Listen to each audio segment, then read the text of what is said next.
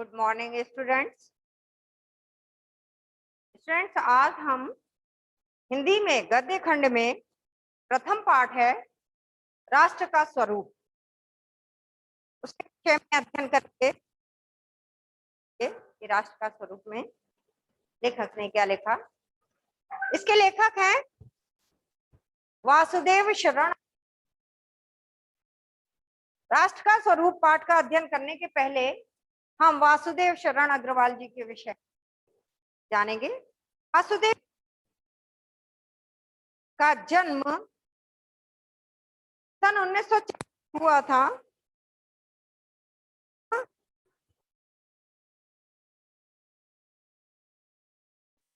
है मेरठ में भी एक गांव है, खेड़ा गांव, उस गांव में हुआ था। इनका बाल्यकाल या प्रारंभिक शिक्षा इनकी लखनऊ में हुई है। फिर इन्होंने काशी हिंदू विश्वविद्यालय से बीए की परीक्षा पास की, जिसको हम हिंदी में स्नातक भी कहते हैं। इसके बाद इन्होंने लखनऊ विश्वविद्यालय से एमए, पीएचडी, डीएलएड आदि उपाधियां प्राप्त की। इन्हें संस्कृत, पाली, अंग्रेजी आदि भाषाओं का भी अच्छा ज्ञान था। उनका भी इन्होंने बहुत गहन अध्ययन किया है। फिर ये काशी हिंदू विश्वविद्यालय में भारतीय महाविद्यालय है, उसमें ये पुरातत्व एवं प्राचीन इतिहास विभाग के अध्यक्ष रहे और दिल्ली के राष्ट्रीय संग्रहालय में भी ये अध्यक्ष के पद पर रहे। हिंदी साहित्य में ये एक निबंधकार, शोधकर्ता और संपादक के रूप में जाने जाते हैं। हिंदी साहित्य में ये एक तरह से कहा जाए तो इनका स्थान प्रकांड पंडितों में, हिंदी साहित्य के उच्च कोटि के जानकार थे।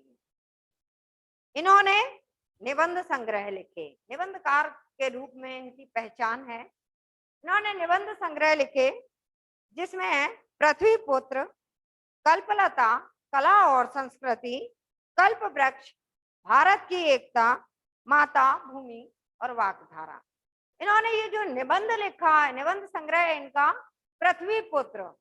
इसी निबंध संग्रह से हमारे पाठ्यक्रम का ये जो पाठ है राष्ट्र का स्वरूप, उसी से लिया गया है। इन्होंने शोध भी किया पाणिनि कालीन भारत पर और इन्होंने संपादन किया जायसीकृत पद्मावत की संजीवनी व्याख्या, बाण भट्ट के हर्षचरित का सांस्कृतिक अध्ययन। इसके अतिरिक्त इन्होंने पाली, संस्कृत आदि, अंग्रेजी आदि भाषाओं में भी इन्होंने कई शोध किए हैं। उन ग्रंथों के उनका संपादन भी किया है। वासुदेव शरण अग्रवाल जी की भाषा खड़ी बोली और संस्कृत निष्ठ थी। खड़ी बोली थी पर बड़ी परिष्कृत उच्च कोटि की थी, शुद्ध थी। उसमें कोई भी व्याकरण संबंधी त्रुटियां नहीं थी, वाक्य संबंधी त्रुटियां नहीं थी, शब्द संबंधी त्रुटियां नहीं थी। क्योंकि ये उच्च शिक्षा प्राप्त थे, इन्होंने उच्च शिक्षा प्राप्त की थी, इसलिए इनकी भाषा बहुत अच्छी थी। भाषा इनकी थोड़ी सरल भी थी क्योंकि इन्होंने अपनी भाषा में विभिन्न प्रकार के शब्दों का, देशज शब्दों का भी प्रयोग किया है। परंतु कहीं कहीं इनकी भाषा दुरूह हो गई थी, कठिन हो गई थी। भाषा को समझने में अवरोध उत्पन्न होता था। पाठक जो था वो थोड़ा रुक जाता था क्योंकि इनके भाषा में कुछ संस्कृत निष्ठ क्लिष्ट शब्द भी थे। जहां पर कठिनता आ जाती है, क्लिष्टता आ जाती है, वहां पर भाषा में अवरोध उत्पन्न निश्चित ही होता है, क्योंकि हर कोई व्यक्ति उच्च शिक्षा प्राप्त नहीं होता, हर पाठक उच्च शिक्षा प्राप्त नहीं होता है।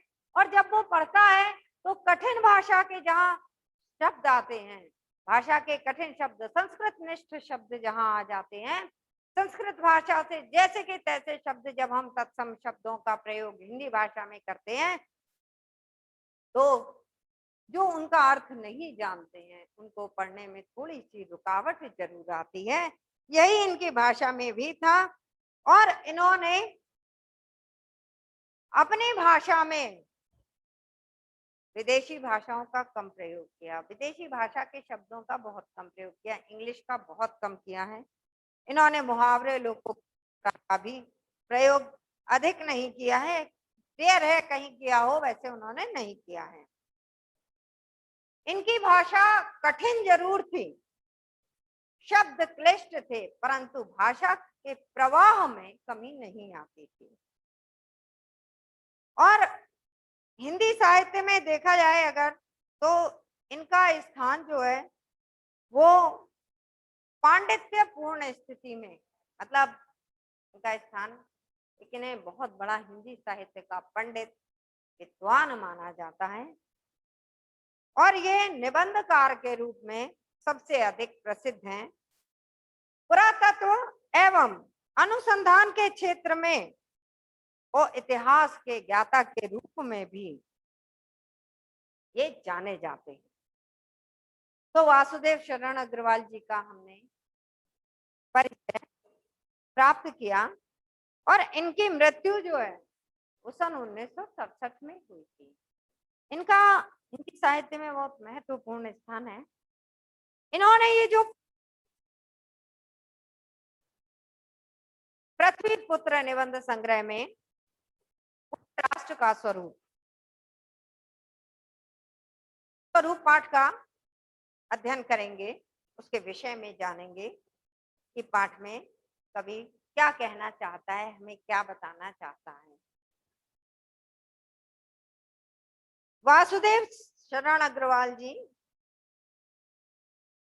इस पाठ में ये बताते हैं कि कोई भी राष्ट्र है उसके तीन प्रमुख आधार होते हैं, तीन प्रमुख तत्व होते हैं। पहला है पृथ्वी, उस राष्ट्र की जो पृथ्वी होती है, धरा होती है, भूमि होती है, एक तरह से उसे मां भी कहा जाता है। दूसरा, उस राष्ट्र में के जन माने वहां रहने वाले लोग। तीसरा है वहां की संस्कृति, कि वहां की संस्कृति कैसी है, वहां के आचार संस्कृति में हमारा रहन सहन, आचार विचार, शिक्षा और संगीत, प्रकृति, सब कुछ आ जाता है। हमारा स्वभाव भी हमारी संस्कृति के अंतर्गत आता है। तो उन्होंने कहा है वासुदेव शरण अग्रवाल जी ने कि किसी भी राष्ट्र के लिए तीन चीजें महत्वपूर्ण होती हैं उसके निर्माण के लिए। पहला वहां की पृथ्वी, दूसरा वहां का जन, तीसरा वहां की संस्कृति। अब सबसे पहले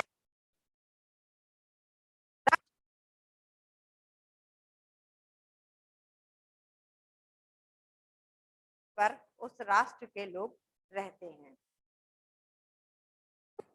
भूमि पर बसने वाला जन और जन की संस्कृति।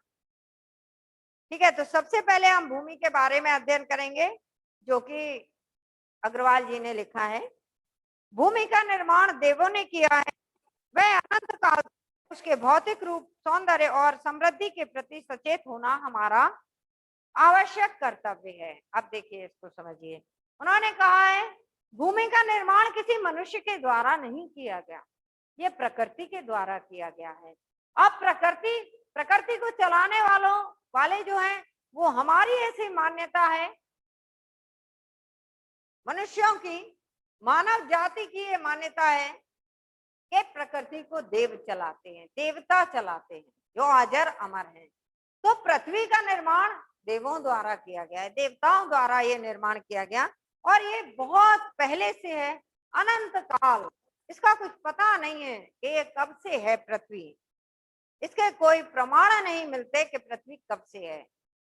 हालांकि भूगर्भ शास्त्री, भूगोल के जो ज्ञाता होते हैं, विद्वान होते हैं, खगोल के विद्वान होते हैं, खगोल शास्त्री वगैरह ने माना है पृथ्वी की उत्पत्ति के विषय में कुछ तथ्य प्रस्तुत किए हैं।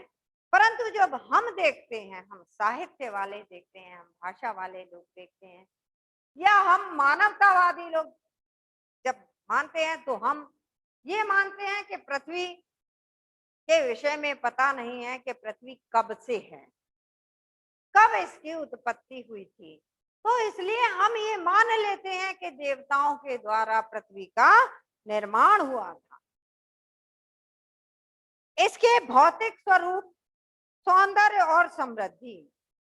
अब क्या है, हमारे पृथ्वी पर जो सृष्टि है, सृष्टि के द्वारा, प्रकृति के द्वारा पृथ्वी पर जो सुंदरता बिखेरी गई है, उसका पृथ्वी का जो प्राकृतिक सौंदर्य है, जो भौगोलिक बनावट है उसकी, उसको कहते हैं भौतिक बनावट, जिसको हम देख सकते हैं, समझ सकते हैं, पकड़ सकते हैं।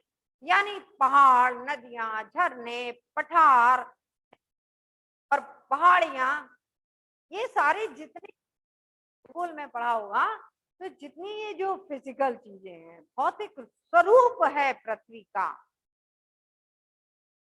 और जो सुंदरता है, प्राकृतिक सुंदरता है, उसको हमें बिगाड़ना नहीं चाहिए। मनुष्य अपने अनुसार प्रकृति को बनाना चाह रहा है। विज्ञान ने इतनी उन्नति कर ली है कि मनुष्य अपने अनुसार ही पृथ्वी को बनाना चाह रहा है, प्रकृति को अपने अनुसार चलाना चाह रहा है। तो सब कुछ करे, परंतु पृथ्वी की सुंदरता को, पृथ्वी के भौगोलिक स्वरूप को बिगाड़ने का हमें कोई अधिकार नहीं है। मनुष्य बिगाड़ना चाहिए, बल्कि उसकी रक्षा करना, पृथ्वी की सुंदरता को बनाए रखना, उसके सौंदर्य को बनाए रखना, उसकी संपत्ति को बनाए रखना, ये मानव जाति का परम कर्तव्य।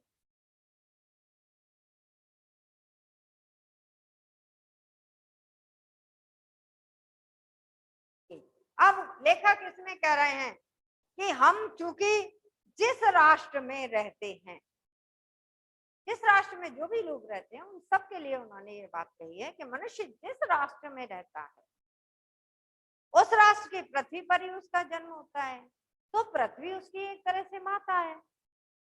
तो उसको, उसका कर्तव्य है ये कि वो अपनी पृथ्वी, अपने राष्ट्र की पृथ्वी के स्वरूप के प्रति अत्यधिक जागरूक रहे कि हमारी पृथ्वी का भौतिक या प्राकृतिक रूप बिगड़ना नहीं चाहिए। जब हम ये सोचेंगे, तभी हमारे हृदय में अपनी पृथ्वी के प्रति प्रेम होगा। और अगर हमें अपनी पृथ्वी के प्रति प्रेम है, अपनी राष्ट्र की भूमि के प्रति प्रेम है, तो निश्चित रूप से हम राष्ट्र प्रेम करते हैं। और जब हम राष्ट्र प्रेम करते हैं तब ऐसे होंगे, तो हम में राष्ट्रीयता की, एकता की भावना अवश्य बलवती होगी, अवश्य बढ़ेगी हमारे अंदर। राष्ट्रीयता की जड़ें पृथ्वी में जितनी गहरी होंगी, उतनी ही राष्ट्रीय भावों का। अब देखिए, कवि लेखक इसमें कह रहे हैं कि जब हमें अपने राष्ट्र की पृथ्वी के भौतिक स्वरूप से प्यार होगा, तभी हमारे अंदर राष्ट्रीयता की भावना भी पल्लवित होगी, माने उत्पन्न होगी, बढ़ेगी। इसलिए पृथ्वी के भौतिक स्वरूप की आद्योपांत जानकारी प्राप्त करना, उसकी सुंदरता, उपयोगिता और महिमा को पहचानना आवश्यक धर्म है मनुष्य का। अब वो कह रहे हैं कि हमें अपनी पृथ्वी के बारे में, अपने राष्ट्र की पृथ्वी के बारे में आद्योपांत माने शुरू से लेकर के आज तक की समस्त जानकारियां, ज्ञान प्राप्त करना, उसके रहस्यों के बारे में जानना, उसकी सुंदरता और हमारी पृथ्वी कहाँ कितनी उपयोगी है, उसका हम सही ढंग से उपयोग कैसे कर सकते हैं, और हमारी पृथ्वी का जो भौतिक स्वरूप है उसकी महिमा क्या है, उसका क्या महत्व है, ये जानना भी हमारे लिए कर्तव्य नहीं है, ये हमारा धर्म है। देखिए, कर्तव्य तो कभी कभी हम छोड़ भी देते हैं, परंतु जिस चीज को हम धर्म मान लेते हैं, जिस विचार को हम धर्म मान लेते हैं, उस पर हम निश्चित ही अमल करते हैं, निश्चित ही हम धर्म पर चलने का प्रयास करते हैं। इसलिए पृथ्वी की सुरक्षा को हमें अपना धर्म समझ लेना चाहिए, अपना राष्ट्रीय धर्म समझ लेना चाहिए, ऐसा लेखक का कहना है। अब इस कर्तव्य की पूर्ति सैकड़ों हजारों प्रकार से होती है। पृथ्वी से जिस वस्तु का संबंध है, चाहे वह छोटी हो या बड़ी, उसकी उसका कुशल प्रश्न पूछने के लिए हमें कमर कसनी चाहिए। अब देखिए कि कवि कह रहे हैं कि हमें पृथ्वी के बारे में प्रश्न भी करने चाहिए, क्योंकि जब तक हमारे मन में प्रश्न नहीं होंगे तब तक हम उसको जानने का प्रयास ही नहीं करेंगे। हमारे अंदर अगर जिज्ञासा नहीं, प्रश्न नहीं होंगे, जिज्ञासा नहीं होगी, तो हम फिर कुछ भी जानने की इच्छा नहीं करेंगे। इसलिए हमें अपने पृथ्वी के विषय में कुछ प्रश्न भी अपने मन में रखना चाहिए और उनके उत्तर भी खोजने चाहिए। अब नेक्स्ट इसमें देखिए, हम अगला वो पैरा पढ़ा रहे हैं आपको। धरती माता की कोख में अमूल्य निधियां भरी पड़ी हैं। अब देखिए उन्होंने बाहरी स्वरूप के विषय में कहा, अब वो भूगर्भ के विषय में कह रहे हैं कि धरती माता की कोख में जो है वो बहुत सारी अमूल्य निधियां, अमूल्य माने जिनका मूल भी नहीं है, ऐसी निधियां भरी पड़ी हैं। कहने का तात्पर्य उनका खनिज पदार्थ से है कि पृथ्वी में बहुत से खनिज पदार्थ हैं जो अत्यंत मूल्यवान हैं, जिनके कारण वह वसुंधरा कहलाती है। उससे कौन परिचित ना होगा। लाखों करोड़ों वर्षों से अनेक प्रकार की धातुओं को पृथ्वी के गर्भ में पोषण मिला है। दिन रात बहने वाली नदियां पहाड़ों को पीस पीस कर अगणित प्रकार की मिट्टियों से पृथ्वी की देह को सजाए हुए। अब कवि कह रहे हैं कि पृथ्वी के गर्भ में अनेक प्रकार की बहुमूल्य धातुएं, और वो बहुत पहले से हैं। बहुमूल्य धातुएं, बहुमूल्य पत्थर, बहुमूल्य अन्य खनिज पदार्थ जो हैं वो भरे पड़े हैं। अब वो कवि कह रहे हैं इसलिए उसे वसुंधरा कहा जाता है। धरा माने धारण किए हुए, वसु माने होता है अमूल्य निधियों को। तो पृथ्वी गोद में जो है, फिर अब आगे वो कहते हैं ये तो पृथ्वी के गर्भ वाली बात है। पृथ्वी के ऊपर जो मिट्टी है वो विभिन्न प्रकार की नदियों ने, वो मिट्टी ऐसे ही नहीं बनी है। हमारी पृथ्वी पर किसी भी राष्ट्र में आप जाएंगे, पृथ्वी में स्थान स्थान पर थोड़ी थोड़ी जगह बांध विभिन्न प्रकार की मिट्टी पाई जाती है। हमारे देश में भी कई प्रकार की मिट्टी पाई जाती है। अब वो मिट्टी बनी कैसे? तो उन्होंने कहा जो नदियां हैं कालांतर से, बहुत पहले समय से बह रही हैं, अनंत काल से जो नदियां बह रही हैं, और विभिन्न प्रकार के पहाड़ थे, तो उन पहाड़ों को धीरे धीरे काट काट के पृथ्वी ने काटा नहीं है, उसकी जलधारा से जो पहाड़ कटे हैं, तो उससे आने वाली मिट्टी जो है मैदानी क्षेत्र में इकट्ठी हुई है। कई जगह पर नदियां मिट्टी ले जाती हैं, तो जहां पर जैसे भौगोलिक स्थिति होती है, यानी कौन सा पहाड़ है, कैसा पहाड़ है या कैसा मैदान है, तो वहां की मिट्टी एक जगह से दूसरी जगह नदियां बहा कर ले जाती हैं। तो विभिन्न प्रकार की मिट्टी जो है जिस भी राष्ट्र में, उस राष्ट्र में जितनी भी मिट्टियों में विभिन्नता है वो सब नदियों की देन है। उपजाऊ मिट्टी नदियों की देन है। जो भी मिट्टी है जिस भी प्रकार की है सब नदियों की देन। अब उन्होंने कहा है कि हमारे भावी आर्थिक अभ्युदय के लिए इन सब की जांच पड़ताल अत्यंत आवश्यक है। पृथ्वी की गोद में जन्म लेने वाले जड़ पत्थर कुशल शिल्पियों के प्रवाह में सूर्य की धूप से चिलकते रहते हैं। उनको जब चतुर कारीगर पहलदार कटाव पर लाते हैं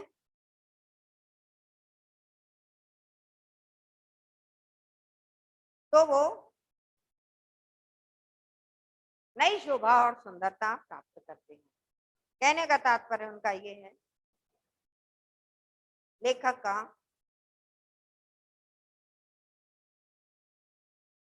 कि हमें अपने भावी आर्थिक अभ्युदय के लिए, आर्थिक माने धन संबंधी, अर्थ संबंधी अभ्युदय के लिए इनकी जांच पड़ताल अत्यंत आवश्यक है। क्या है?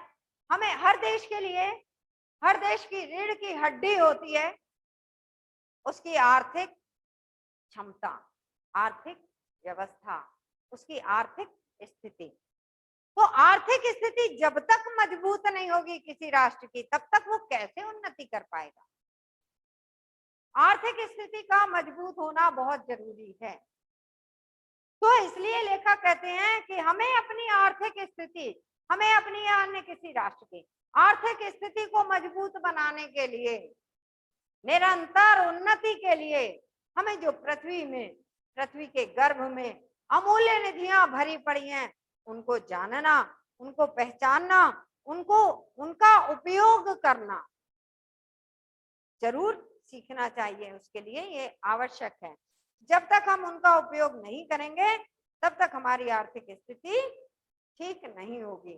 तो इसलिए इन सब का पृथ्वी के गर्भ की, भूगर्भ की जांच पड़ताल करना अत्यंत आवश्यक है। पृथ्वी की गोद में जन्म लेने वाले जड़ पत्थर, आप वो कह रहे हैं, देखिए पृथ्वी की गोद यानी पृथ्वी में जो जड़ होते हैं, अचल होते हैं, जो बड़े बड़े पत्थर होते हैं, वो चमकते हैं, कभी विभिन्न प्रकार के पत्थर पाए जाते हैं। उन पत्थरों को देखकर एक कुशल कारीगर जब उन पर अपनी छेनी हथौड़ी चलाता है, उनको तराशता है, तो वो बहुत ही सुंदर प्रतिमा के रूप में प्रतीत होते हैं। हीरा है, चमकदार है, यूं ही पड़ा रहता है। लेकिन जब उस हीरे को हम पहचानते हैं, उसके मूल्य को जानते हैं, उसको तराशा जाता है, उसको किसी ना किसी ऑर्नामेंट में, किसी ना किसी आभूषण में जड़ दिया जाता है, तो वो हीरे की का जो मूल्य है, सुंदरता है, वो बढ़ जाती है। तो पत्थर को तराशना, पत्थर की पहचान करना, उसको तराशना और उससे सुंदर आकृति बनाना, और उस आकृति का कोई ना कोई मूल्य जरूर होगा। तो इस तरह से हमारी आर्थिक स्थिति सुदृढ़ होती जाएगी। हमें पत्थर से भी अपनी आर्थिक स्थिति सुदृढ़ करनी है, ये हमारे कारीगरों का काम है।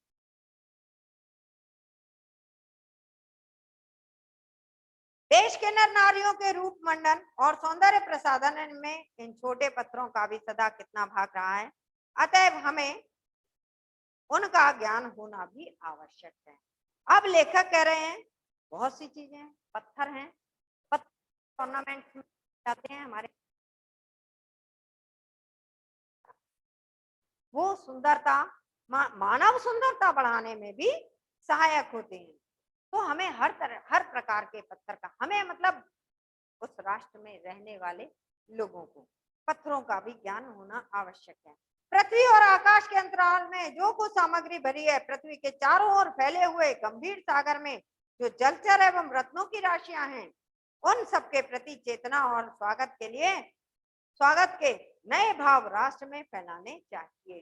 अब वो कह रहे हैं केवल पृथ्वी के जो स्थल भाग है उसमें तो है ही, लेकिन जो समुद्र में भी बहुत से रत्न भरे पड़े हुए हैं, रत्न माने एक्सपेंसिव स्टोन्स हम लोग कहते हैं उसको, बहुमूल्य पत्थर समुद्र में अथाह भरे हुए हैं, हमें उन पर भी ध्यान देना चाहिए। उनके प्रति भी हमें जो है हमारे अंदर चेतना आनी चाहिए, उनका भी हमें प्रयोग राष्ट्र के लिए करना चाहिए। राष्ट्र के नवयुवकों के हृदय में उन सब के प्रति जिज्ञासा की नई किरणें जब तक नहीं फूटती तब तक हम सोए हुए के समान हैं। अब उन्होंने इतनी अच्छी बात कही है लेखक ने कि देखिए कि यदि उस राष्ट्र में रहने वाला व्यक्ति, लोग जो हैं, पृथ्वी के गर्भ में भरी हुई अमूल्य निधियां, उनके प्रति जागरूक नहीं हो रहे हैं, उनके बारे में नहीं सोच रहे हैं, समुद्र में समाई हुई, समुद्र में स्थित बहुत सारे पत्थर पत्थर हैं, बहुत सारी वस्तुएं हैं जो अमूल्य हैं, बहुमूल्य हैं, उनके बारे में ऐसी हम नहीं सोच रहे। उनको प्राप्त करने की, उनको अपने राष्ट्र के लिए उपयोग करने की नहीं सोचेंगे अगर हम, तो इसका मतलब है कि हम जागते हुए भी सोए हुए हैं। तो उस राष्ट्र के लोगों को माना जाएगा कि ये सोए हुए, जागृत नहीं है। जागना मतलब आंखें खोलना ही जागना नहीं होता। हम निरंतर आगे की ओर बढ़ें, उन्नति की ओर बढ़ें, अपने राष्ट्र को उन्नति की ओर बढ़ाएं, विकास की ओर ले जाएं, मानव का विकास करें, राष्ट्र का विकास करें, अपना विकास करें, शिक्षा का विकास करें। हर विकास की ओर जब हम आगे बढ़ते हैं, हमारे नए नए विचार धाराएं हमारे मस्तिष्क में जन्म लेती हैं। हम नए नए विचारों को आधार बना करके, हम नई नई खोजों को आधार बना करके जब हम आगे बढ़ते हैं तो वो जागरूकता कहलाती है। लेकिन अगर हम आगे नहीं बढ़ रहे हैं तो वो सुप्तावस्था कहलाती है। तो किसी भी राष्ट्र के व्यक्तियों के लिए सबसे पहली आवश्यकता ये है कि वो अपनी भूमि के विषय में जाने, भूमि में भरी अमूल्य नदियों के विषय में जाने, समुद्र में भरी हुई अमूल्य निधियों के विषय में जाने, और इन सब का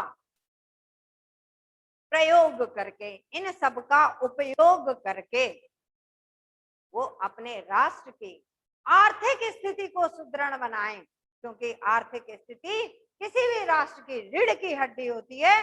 जब रीढ़ की हड्डी मजबूत होगी तो शरीर पूरा भली भांति कार्य करेगा, विकसित होगा। लेकिन अगर जिसकी रीढ़ की हड्डी कमजोर हो गई, उसका शरीर बेकार। इसी प्रकार किसी भी राष्ट्र की जो है आर्थिक स्थिति सुदृढ़ होगी तो वो राष्ट्र निरंतर उन्नति करेगा और विकसित देशों में उसकी गिनती होगी। बस आज हम यहीं पर आपकी क्लास ऑफ करते हैं।